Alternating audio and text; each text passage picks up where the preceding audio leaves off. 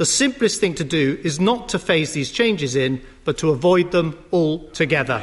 I am today announcing that there will be no cuts in the police budget at all. I'm increasing the cash that will go to the Arts Council, our national museums and galleries.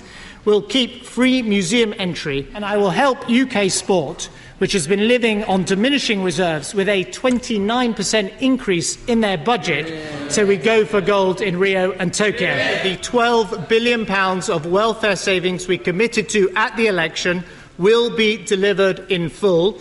I'm going to use the £15 million a year raised from the tampon tax to fund women's health charities and support charities.